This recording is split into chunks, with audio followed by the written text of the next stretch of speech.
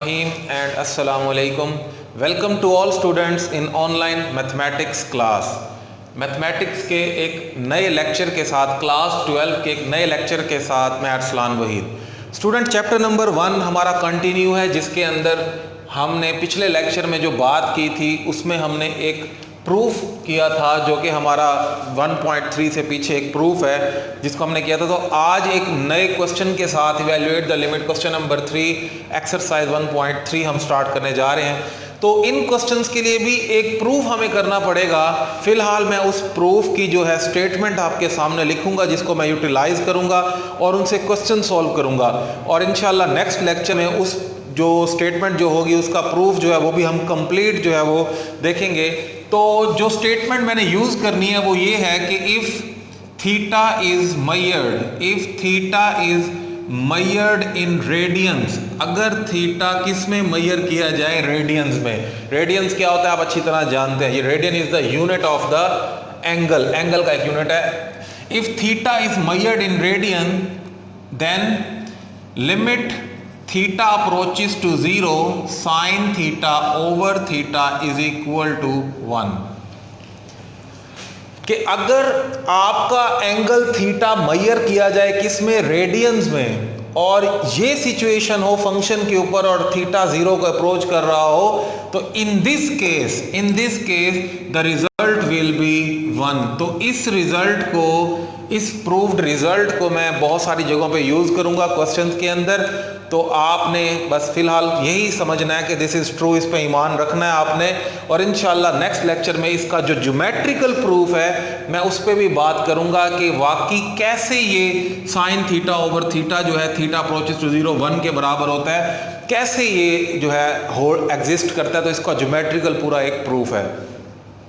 अब कुछ क्वेश्चंस के अंदर अगर इस तरह की सिचुएशन बनी, यानी साइन भी इन्वॉल्व हुआ, लिमिट भी 0 को अप्रोच कर रही हुई, तो वहाँ इस रिजल्ट को यूटिलाइज करते हुए मैं इन क्वेश्चंस में से डायरेक्ट 1 वाली वैल्यू जो है वो यूज़ करूँगा। अब आप देखें, सबसे पहले मैंने आपके सामने 2 पार्ट्स लिखे हैं क्वेश्चन नंबर 3 के, जिसके अंदर पार्ट नंबर 1 है limit x approaches to 0 sine 7x over 7।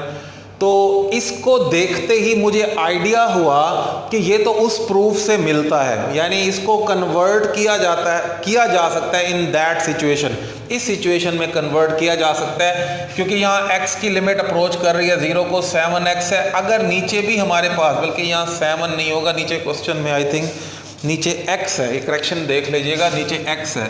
तो यहाँ पर मैं अगर ये दोनों चीज़ें सेम कर लूँ, जैसे यहाँ पर है कि साइन थीटा ओवर थीटा, तो इसका उस प्रूफ से ताल्लुक जोड़ा जा सकता है। उसके लिए क्या करूँगा मैं कि limit x approaches to 0 7 into sine 7x over 7x, 7 से मल्टीप्लाई और डिवाइड किया मैंने।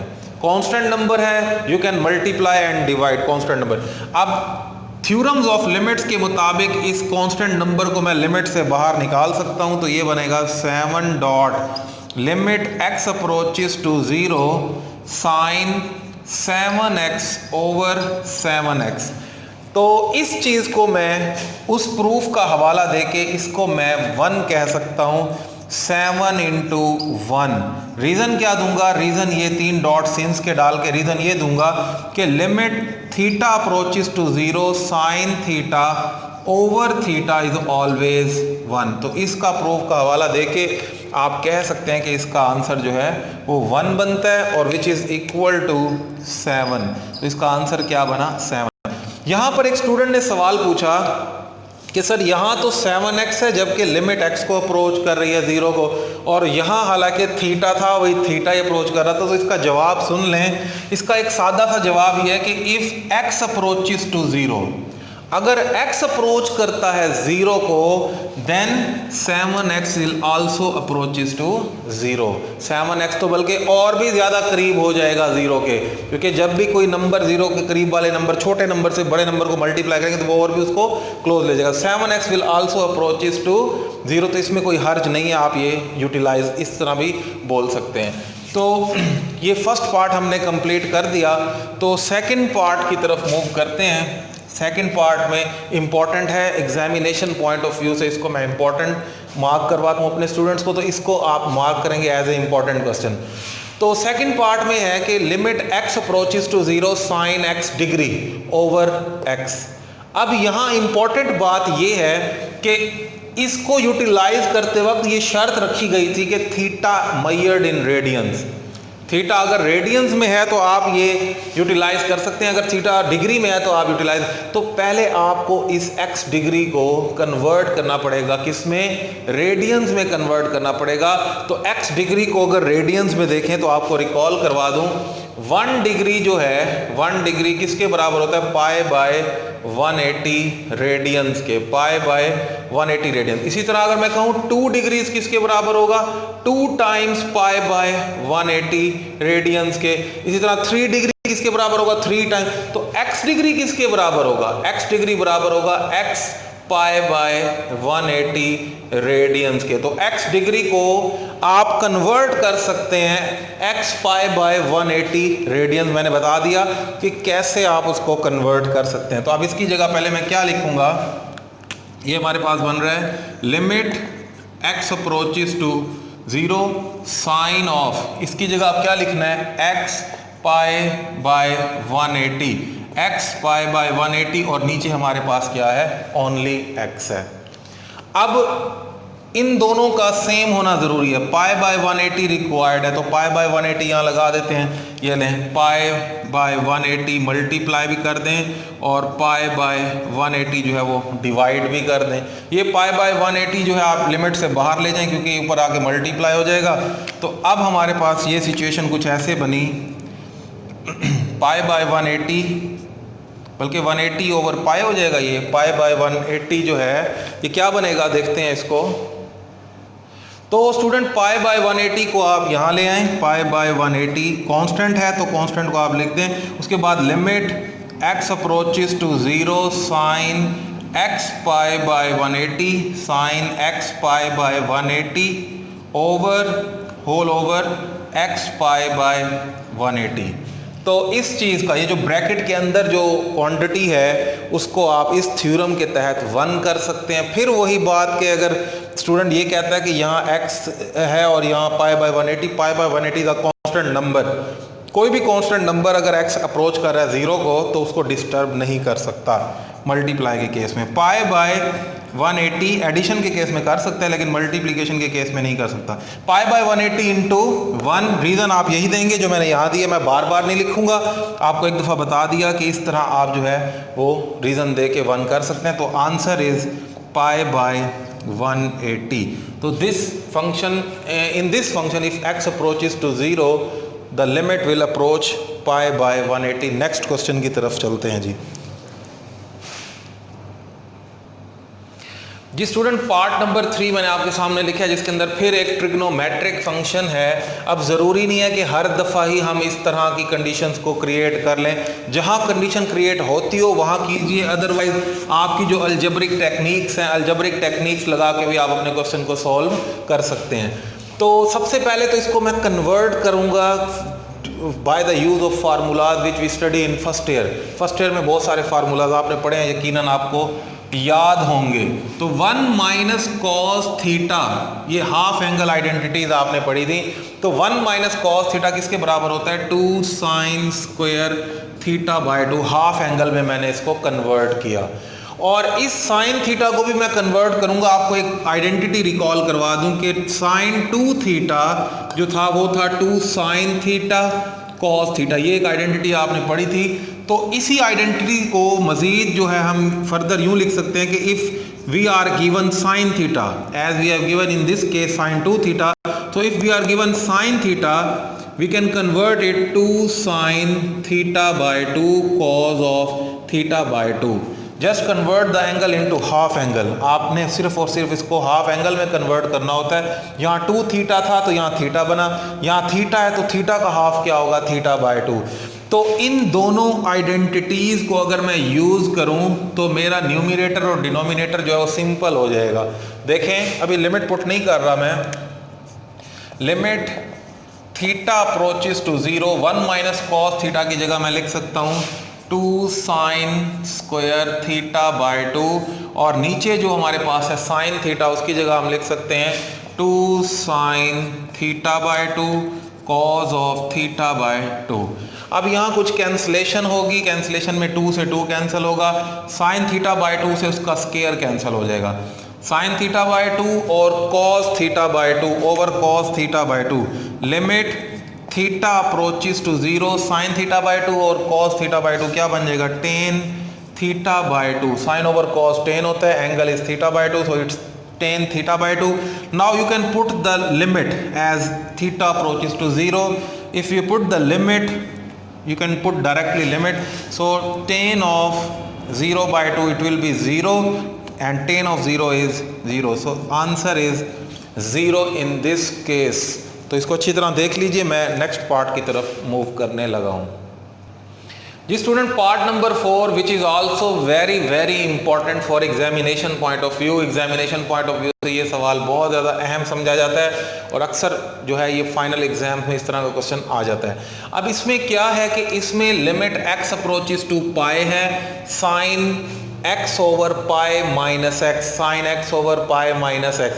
तो इसमें इस सिचुएशन को बनाने के लिए, इस सिचुएशन को बनाया जा सकता है क्योंकि साइन इन्वॉल्व है, तो उसके लिए लिमिट को चेंज करना पड़ेगा। लिमिट जैसे x अप्रोचेस टू पाई है, तो लिमिट को अगर हम देखेंगे कि कोई अगर चेंज करते हैं लिमिट का, तो वो क्या चेंज होगा उसके लिए हम पहले बात करेंगे।